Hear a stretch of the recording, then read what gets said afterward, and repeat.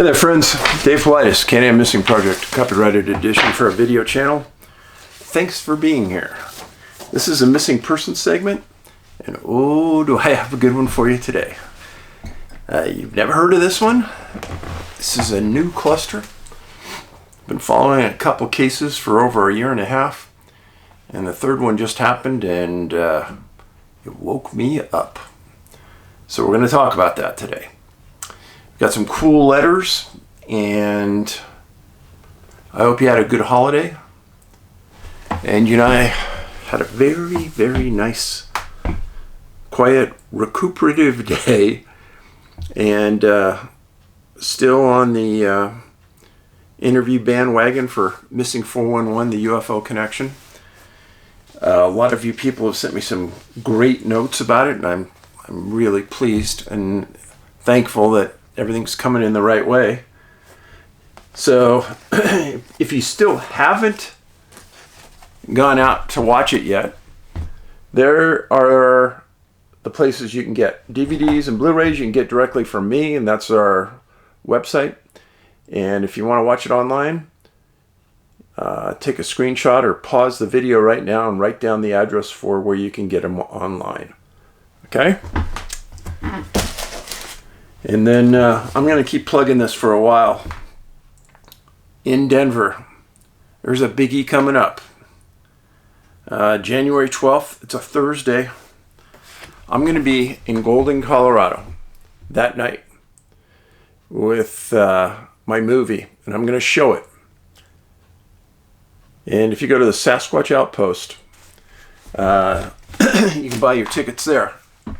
But that will be a memorable night. Trust me about this. I've only done this a couple other times before, and it was always related to a premiere. And the last time we did the premiere in Arizona, tons of questions, obviously. The movie has prompted a lot of insight that many people never had before about the topic of UFOs and hunters and etc. But yeah, it'll be a really fun night. Thursday, January 12th in Golden, Colorado, Sasquatch Outpost for tickets. And you can buy them online. The other thing is Friday night, we're out doing a meet and greet. The speakers for the conference will be there Friday night. And then Saturday, the conference. And I'll be doing a presentation. Harvey Pratt will be doing a presentation. And Harvey, being a Native American chief and former assistant director for the Oklahoma Bureau of Investigation, brilliant man, brilliant artist. He designed the Native American War Memorial for the Smithsonian in D.C. He's brilliant. And Harvey and I have written 2 books together before, and he did all the art in the books. I can't say enough about him. He's like my brother from a different mother. We're tight, and I'm very appreciative of his friendship. So those are the 2 biggies. The other thing is, if you Google Alaska Bigfoot Conference, or Alaska Bigfoot Cruise, it's in September of 2023. Myself, Jeff Meldrum, and one other who I don't know who, going to be hosting a cruise. I'm not hosting it. I'm one of the guest speakers. But we're going to be on the cruise for 7 days up through Alaska. Awesome. Angie and I are looking forward to that because there's a couple shore excursions. And one of them, we're going to open it up to have some people go with us. If you like fishing, want to hang out for the day and just talk stories, be a day you won't forget. So, enough of the rigmarole. Let's get to the letters. Hey Dave, loved the UFO Connection. I left a review on Amazon, and here's what it says. Dave Paulides continues his investigation into missing persons disappearances under circumstances involving high strangeness. In other words, the cases where the standard explanations do not apply. In this latest documentary, eyewitnesses accounts, law enforcement interviews, military reports, and a correlation of facts allow viewers to compare data and evidence in order to connect the proverbial dots, and sometimes those connected dots form triangles. Watch to understand what that reference means. This, like the entirety of Paulides' research, is of the highest caliber. Be sure to tune into his YouTube channel, Missing 411, the Christmas 2022 episode, to get even more background information after you've seen the UFO Connection. The interview with the retired FBI agent alone is worth the price of admission right out of the X-Files. If you're at all curious about the mysterious fringes of our world, this is a must-see. Well, thank you. I've said this a couple times, I think. But the Blu-ray and the DVD that we sell, really the benefit of that is there's an extended after-movie interview I do with the FBI agent in the movie. And he validates a lot of the spooky stuff in our world. And he was one of the agents that was given things to follow up on that you might just say were the X-Files things. And he's an open book. He's a great man. And yeah, thanks for the kind words in the review. Next one. I've watched the first movie once through, and it is very good. What's even better than the movie to me is the bonus footage, specifically former FBI agents' footage of you asking him about UFOs, and he talks about multi-dimensional beings and seems to confirm they are real. Well, he didn't seem to confirm. He said they were real. He goes on to say that in the near future, people will see things in the sky, and goes on to talk about some kind of false flag attack in which someone, is it our own government, launches a fake war with real casualties and damage. What? He also asked him about Bigfoot, and he insinuates that the government knows more about them than they let on. Another wow moment. Honestly, my mind is blown. If there are beings that can freeze time as we know it, and work within the frozen moment in a split second, might equally possibly an hour. If they can also change the weather and our bullets are useless against them, what good do you think carrying a weapon or sidearm would be? Also, if we carry a personal locating beacon, what good might that do? Would it work into another dimension? Honestly, all this simply blows my mind. I'm stunned. I'm not saying I've lost my faith. Contrary to that, I think all this only bolstered my faith. God bless you and your family. Let's just deal with facts. Fact number one. Thousands of people have been saved by that personal locator beacon. Told you before, I don't go into the woods. Angie doesn't go into the woods without ours. And not every disappearance is related to something I research. It could be just a matter-of-fact disappearance. You're way in the back country, you're off trail, you break your leg. If you don't have the locator beacon, chances of you being found, real slim. And carrying a gun. There's a lot of bad things in the woods. And when I go into the woods, I tend not to think about the stuff I write about. I tend to think about what I know for a fact is hovering in the woods around me.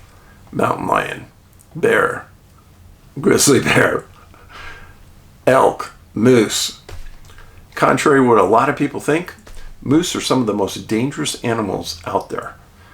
And they've killed many people. So I'm carrying a gun for a lot of reasons. Namely, there's grizzly bear out here where I live, and I don't want to die at the hands of one of those things. And I don't want to shoot one either, but if it's me or them, or Angie or them, it's a pretty easy decision in my mind. Next one. I wrote you before, but I don't believe I broke up the structure of the letter very well and made it too lengthy in my excitement to write to you. I remember you actually mentioning this in a previous video with a few other letters. This time I'll make sure I do that.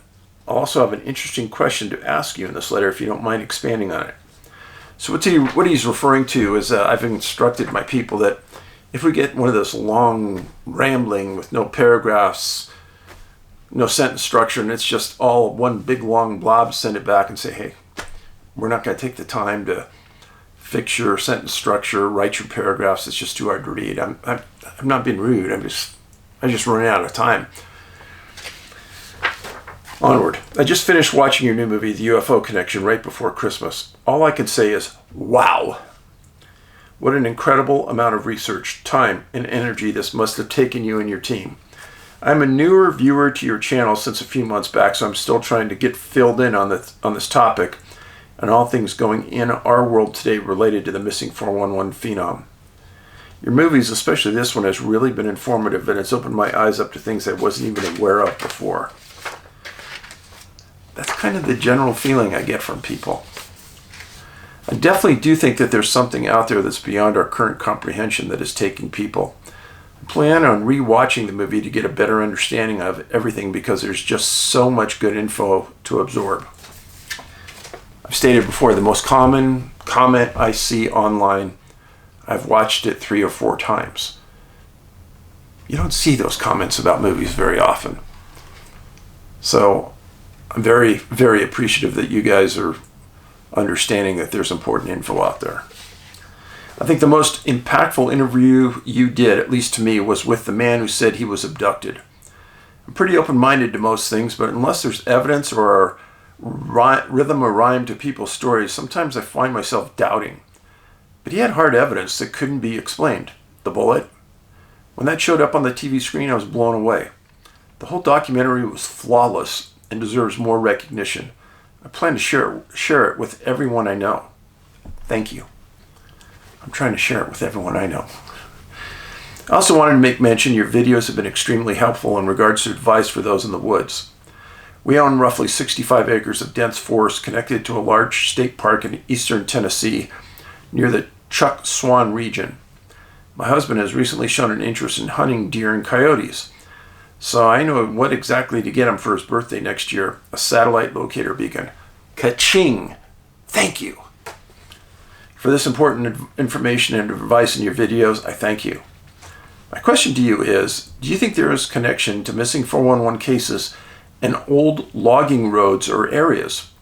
Oftentimes hear of missing being in these areas before something bad happens. What's your take on this? First of all, old logging roads and things are just an easier way to get your way through the woods, especially if you're hunting or you're just sightseeing. It's an easier way to go through. I have never thought an iota that it's related to the disappearances. I just think that you could say the same thing about trails. Well, people are mostly on a trail when they disappear. Well, that's true. I have a story from my dad's childhood that might be connected. When my dad was around the age of 10 in the 70s, he went out to play in the woods behind our old homestead. He said he remembers hearing construction and labor going on as he got closer to the woods and walked out to investigate. He said as he walked in, the air around him and the entire environment was glistening, fuzzy, and sparkling. Once he got through, the glistening stuff disappeared and all he could see were lumberjacks logging the area. Oddly, though, he quickly realized the trucks they were using were old models. The men wore clothing that were just different than anything he'd seen before. He says now, as an adult looking back, everything he saw had to be at least 30 years older. He tried to get their attention, but it was like he was invisible to them. Eventually, he managed to run up to and talk to a person who seemed startled to see him there. The man immediately looked confused and said, "You aren't supposed to be here, kid.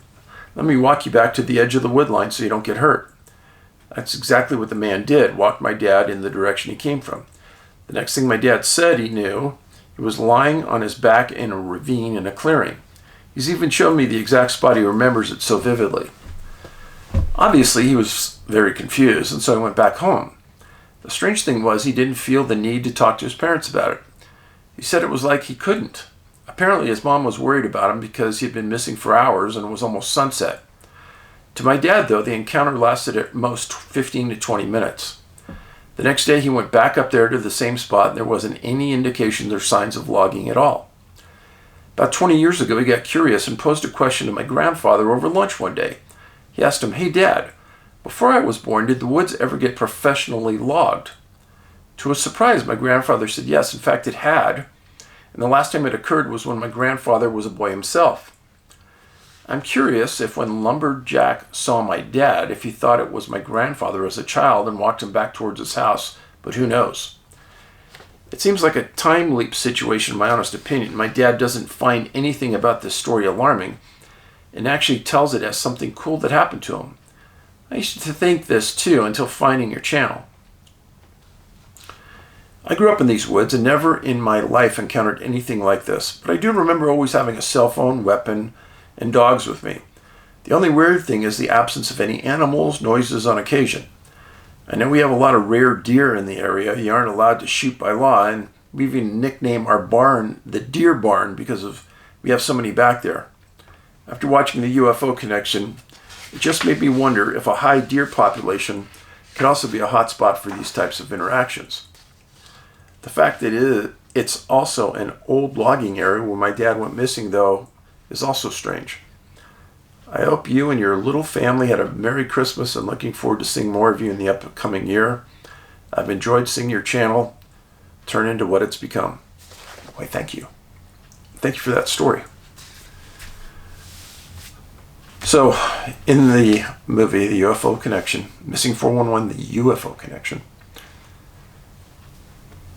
there was interest by an entity in the animals here on Earth. If there's an area that has a high number of certain animals and they're interested in them, then maybe that'd be the area they go to. But we made the association between CWD, too many three letters, CWD, and what's been happening to the hunters.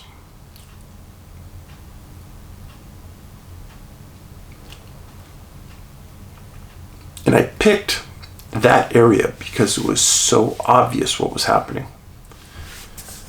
People couldn't go out and try to discount our findings. Good luck. Next story. Hey Dave, I'm an avid follower of your work and I'm so grateful to have come across you. I come from Australia and I'm unsure which one of the time zone options to tick. About me, I served both full-time and part-time as a sergeant medic in the Australian Army for 29 years. Well, let me tell you, I'm not Australian, but thanks to your service to your country. That's admirable. During this time, I also studied at university and have degrees in applied science, wilderness, reserves, and wildlife with wildlife biology specialization, and postgrad in applied science, environmental, and conservation management. I faced extreme hate, ridicule, trolls, death threats due to the work that I have done to stop wildlife traffickers, scammers who raise money in the name of saving wildlife, then taking it all themselves for a holiday or whatever they do with it. Although people would think that working in the conservation area is all lovely, etc., the area I focus on is full of twisted, sick human beings. Well, thank goodness you're out there stopping it. Thank you. I was watching your Bigfoot 101 Class 3 and heard of the hatred you have faced. I'm sorry this has happened to you, but I can tell you that anyone who is telling the truth and who is public with it is going to face that disgusting human behavior. That's a fact. While the internet is fantastic for getting info out there, it's also opened up a can of worms for all the crazies, non-dangerous and dangerous. Please always put in safety measures as you are a treasure and very needed in this world. I don't think I'm that needed, but thank you. I wanted to also bounce a couple of ideas off you that I had after watching Missing 411, The UFO Connection. Here we go. It's obvious to me that Carl is telling the truth. Carl was the hunter that disappeared in Wyoming. What caught my attention is that his conversation with the entity about catching the elk for food made me realize that they are carnivores, or they have creatures who are carnivores who require meat. Am I on the right track there? I wouldn't know. But at the beginning, we made this ant farm sort of correlation. And what if we are that ant farm and another entity is keeping track of us and what our food sources are to make sure we're healthy? And maybe they're taking the elk and the fish and whatever to test and see if that is still healthy for us. And if you apply that the area that they were in taking animals has some of the highest incidence of CWD anywhere in the world. Food for thought. Also, the loss of tracking dogs' ability to pick up any scent in many of the missing cases. A dog is 40 times larger than a human. To cause a complete temporary loss of smell in a dog, from the research I have done and thinking about the locations where the dogs can't track, I've only found one possible cause. Pollen and dust can wreak absolute havoc in the dog's ability to smell. Thought I'd mention that as you talk about the weather events surrounding these cases. Also, dogs have mobile nostrils, which help determine the ability to track. In any of these cases where the dogs can't track it, has there been any observation of dust, pollen, noses in the dogs, and were the dogs about to track the same area another time? I think I told you, and I've said it 100 times at least. So I was on the SWAT team at San Jose, and part of that time, well, the entire time, we had the canine team attached to us, and we trained together. And any time that their dogs were called out to search, and we were anywhere in the city, we would go there to help and back them up. Never was I on a search with these dogs and we did not find the person. I'm talking about in the mountains, through orchards, in the city. It didn't matter. Dust and pollen, it may have a huge impact. I never saw it. Also in the Bigfoot 101 Class 3, you mentioned about the Bigfoot at the clothesline flicking the clothes peg around. I've worked with large orangutans, one named Ozone in Indonesia. They are incredibly intelligent. They learn very quickly. But this Bigfoot flicking the clothes peg seems to have a higher intelligence than the orangutan, which is 97% human DNA. An orangutan would have to watch someone doing that in order to flick clothes pegs like that. I do believe that the Bigfoot at the clothesline might have seen the clothes peg moving in the wind, but he or she went one step further and behaved like a curious, playful human child, semi-adult. Exactly. I'm so interested in all of your work. While you have tracked missing people, I have tracked missing animals and also educating people whenever I go. But I must say that with your work, it is linked directly to the environment, land, sea, air, space, which is right up my alley. From the information that you have uncovered, I also believe that Bigfoot is a human hybrid and that there is more information out there to be found. I would like to send strength, love, courage, and faith to continue on with your very needed work. My deepest condolences to you and Angie for the loss of your beautiful son. Remember, though, that love never dies. Let love surround you and Angie always, and especially at this time of the year. Yeah, this time of the year sucks for me. I'm not going to try to hide it. Several times I've had those waves of depression come over me. And Angie always gets the brunt of it, unfortunately. I try to walk away so she can't see it, but it's really tough. And when others talk about getting together with their son, it's very hard. I do ask for strength, support, and tools to deal with it when I pray. And even though I've gone through 18 months of grief counseling, I'm still puzzled about how to actually deal with this. And then you have the movie on top of everything. And since this is a movie that Ben and I talked about it a lot, and he thought it was a great idea. He liked the storyline we were getting ready to put down, and yeah, it's very hard. But I don't want to get down that slope right now. Let's move on to the missing people. So a couple of years ago, I had written a case about a trail runner that disappeared. And right after I wrote that case, I heard about another case of a trail runner way on the other side of the world.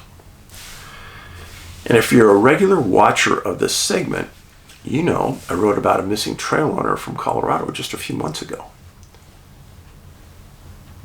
And I've written about runners who've disappeared in the middle of downtown New York and were never found. And I've stated that they are a subgroup of the missing that I've established, runners. And a lot of times it's ultra distance, world level elite runners. Very hard to understand. And I've openly commented, why would elite level runner be taken? What is it about them? Is it their commitment to daily exercise? Is it the mindset? Is it the physical body of theirs that's so well attuned and in such great shape? Are they after the mind that can control the body? Are they after organs in the body? What is it? The questions I've asked myself and my team a million times. So, in December of 2020, heard about a case that happened on the Madeira island in Portugal. Well, Dave, I've never heard of the Madeira island in Portugal. Well, don't be surprised. So where is Madeira Island? Well, it's obviously an island. It's off of Morocco. It belongs to Portugal. This is Spain, Algeria, Western Sahara. It's in some absolutely gorgeous water off the coast. But it's Portuguese. Hold that thought. Now, the island itself isn't that big. But Madeira. Look at it online. It's absolutely gorgeous. And after doing some research on this story, I got more interested in it. So let me tell you about Madeira Island before we get into the cases. This is from Portugal.com. It's not surprising that over 1 million tourists travel to Madeira every year. Not only is it one of the safest travel destinations in the world, yeah, right, but tourists can also enjoy an all year-round summer climate, gorgeous landscapes, and tropical-like beaches. Madeira was elected, quote, the world's leading island destination from 2015 to 2021 by the World Travel Awards. That's pretty impressive. Madeira is an autonomous region of Portugal, like the Azores. It's an archipelago in the North Atlantic Ocean, 400 kilometers to the north of the Canary Islands. The archipelago includes islands of Madeira, Porto Santo, Desertas. Around 250,000 people live on the island, and the capital is Funchal. For soccer fans, Funchal is the hometown of Cristiano Ronaldo. The airport, named after him. A national hero, of course. Now, this was a random picture that I pulled out to show you. This is how gorgeous that island is. It's just unbelievable.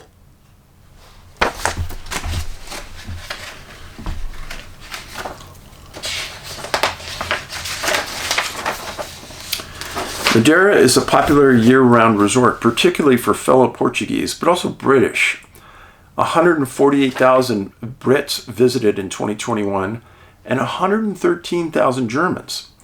It is by far the most populous and densely populated Portuguese island. The region is noted for Madeira wine, flora, fauna, and its prehistoric laurel forest classified as a UNESCO World Heritage Site. Put the brakes on for a second. When I read that, I started paying attention. Now, I'm not going to tell you, but I bet you already know if you're a close follower, how many locations that I've written about that are UNESCO World Heritage Sites that have missing people.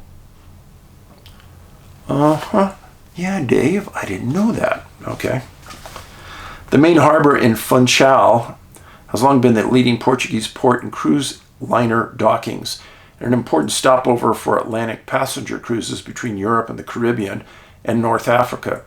In addition, the International Business Center of Madeira, also known as the Madeira Free Trade Zone, was created formally in the 80s as a tool of regional economic policy. It consists of a set of incentives, mainly tax-related, granted with the objective of attracting foreign direct investment based on international services into Madeira.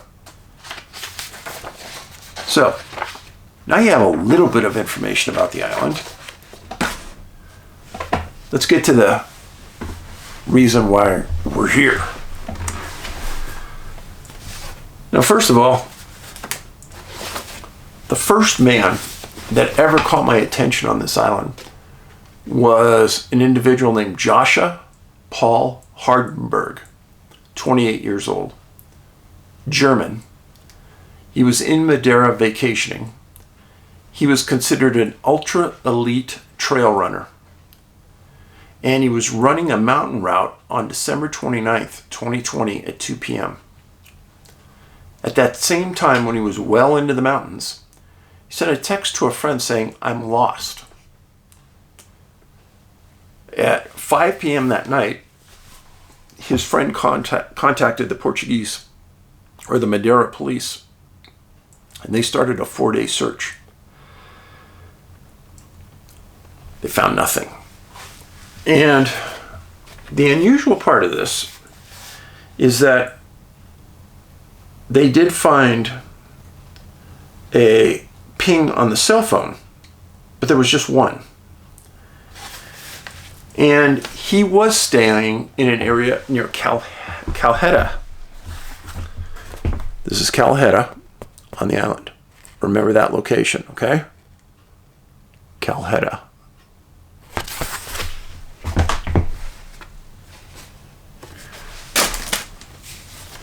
Now, Jascha, 28 years old, was in the optimum point in his life. He was a great runner, considered by friends to be a great friend.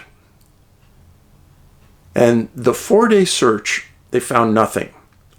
Now, since this case evolved, the police have now looked at it as possible criminal. And you'll understand why as we move down the line here. But Jascha, German, vacationing, December 29th, 2020. You've got that picture so far. Now let me say that there's not a lot online about that. Why? Well, because they probably thought it was nothing burger. One person disappears, not, so what? But let's go to the next case. Michael Kozec. July 7th, 2021. So about 7 months after Jascha disappears, Michael disappears. He's Polish, 35 years old, married, with kids, vacationing in Calheta. Yeah, you heard that name again. He's a resident of Switzerland, even though he's Polish. And he's staying at a hotel with his family. Well, before July 7th, he had mapped a route that he wanted to take and for running. And at 7:15 p.m. on July 7th, he was dropped off at a place called Porto Moniz, and I'll show you this. And he was going to run back and be back by 1 a.m. His phone was last pinged at 8 p.m. near that same area. Now, Michael has a brother named Chris. And Chris and Michael were best buddies. Best friends. And as soon as Chris heard about Michael, he dropped everything, flew over to Madeira, started to participate in the search. When I read about the brother, I actually got tears in my eyes. Michael's brother searched nonstop for days. And when I say nonstop, no, I mean nonstop.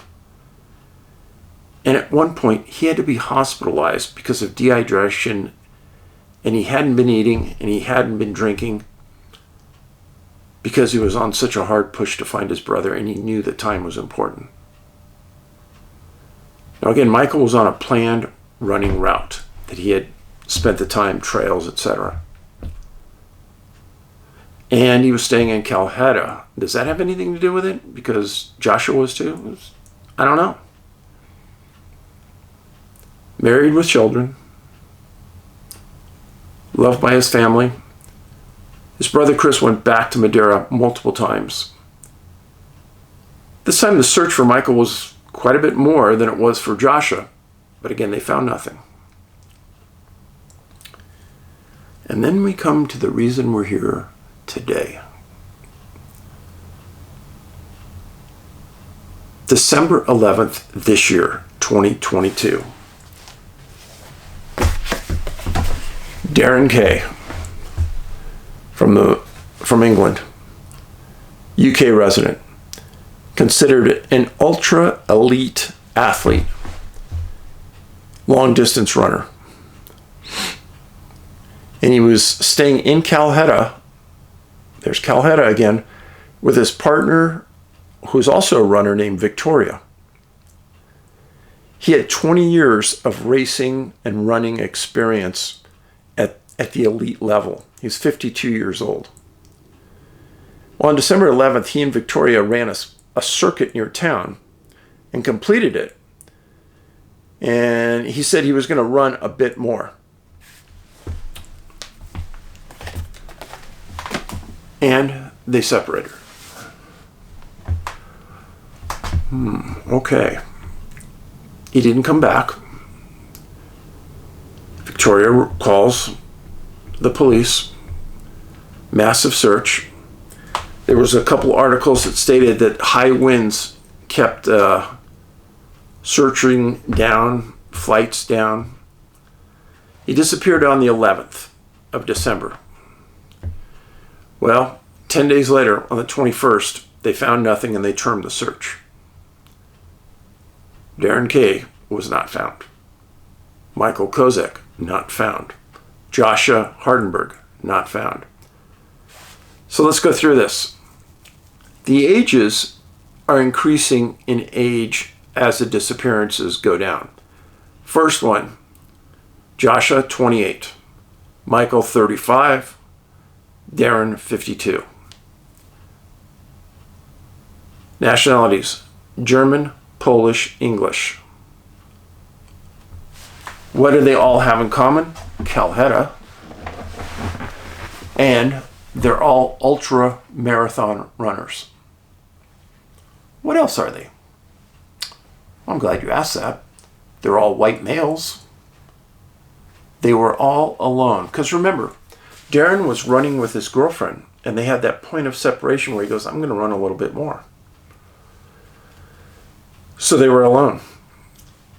They were in rural areas, some in mountainous areas, all of them in phenomenal aerobic shape. It's also common, no evidence what happened. But friends, I want to implore upon you something that I think some of you still don't really want to absorb. This happened on what? Happened on an island surrounded by water. This is important. In other disappearances I've written about in the past involving runners, many were on islands, running adjacent to water.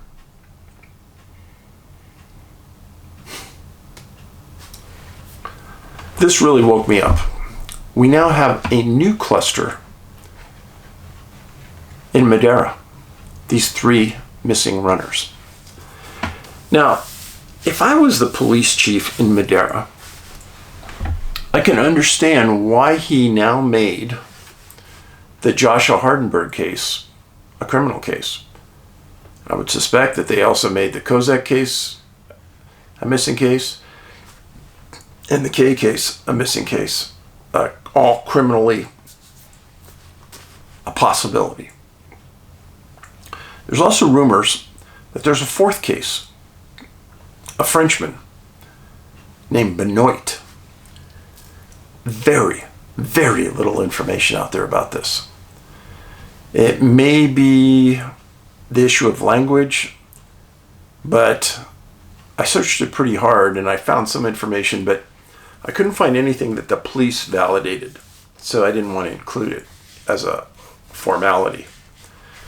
But I do want to keep an eye on this place. So between the first case and the second case, there's 7 months. And then between the second case and the third case, there's almost a year and a half.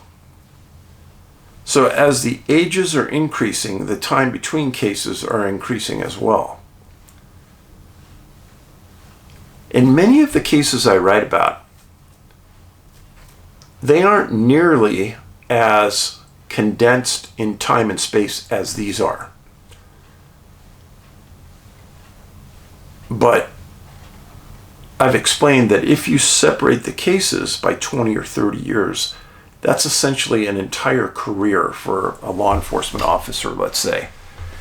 So you separate them that far, people forget.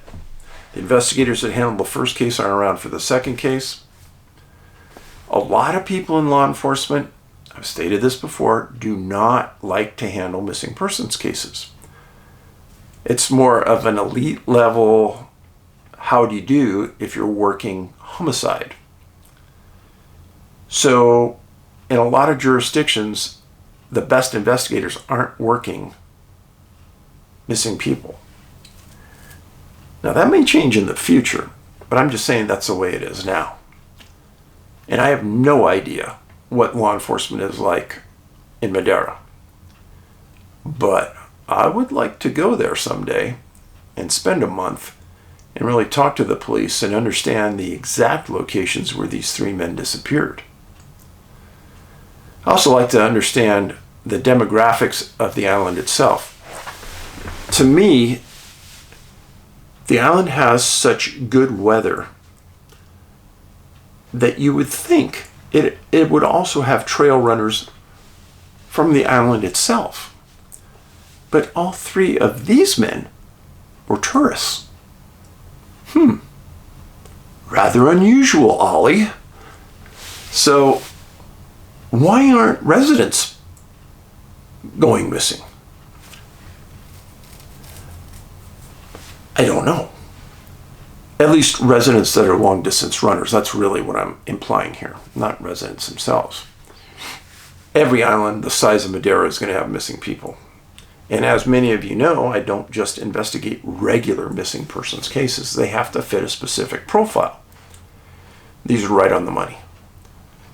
Point of separation in most. They're all elite level runners. That's a subgroup. They're all on an island surrounded by water. That's another group. Some of them have weather-related issues. Nothing's ever found. On and on. But yeah, this cluster does bother me. And I'm anxious to see if the police can, or are the police willing to release any other details about peripheral cases that match these. I spent a good solid 3 or 4 days looking for documents on these cases. Slim.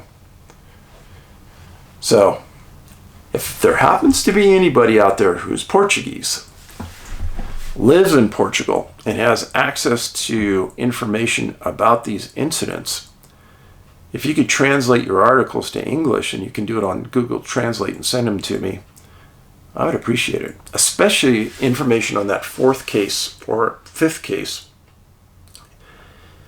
And going back 20 years, is there other cases of people who have disappeared in the woods of Madeira? And I'm speaking specifically in Madeira. I don't know. But in the meantime, I'm glad you're here. I'm glad you paid attention. And I'm very grateful to have the village and all of you following me. As I said at the beginning of the video, this is a hard time mentally for many of us. Remember, that the sun is going to rise. The next day is always going to be better than the one before.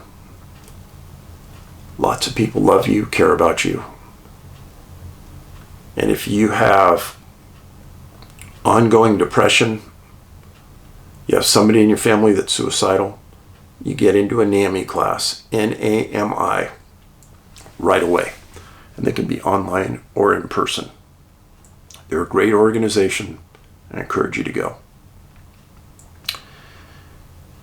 So you can follow me on Twitter, David Paulides at Canam Missing. You can follow me at Truth Social at David Paulides, Canam Missing. And our website, canammissingproject.com. Canam, it's actually canammissing.com. And you are on our video page. 400 plus videos right here. If you just click on the little Canam logo, it'll take you to our video page. Just click on the videos and you'll see them all. Always read the #1 pinned comment under the video. That'll be me. And I'll include some relevant, important information about this video and many others. Be careful. Be nice to people. Do something for the betterment of society in the next couple days. Go help someone. Be a good person. Make yourself feel better. Make their day go a bit better. Be safe. Paulides out.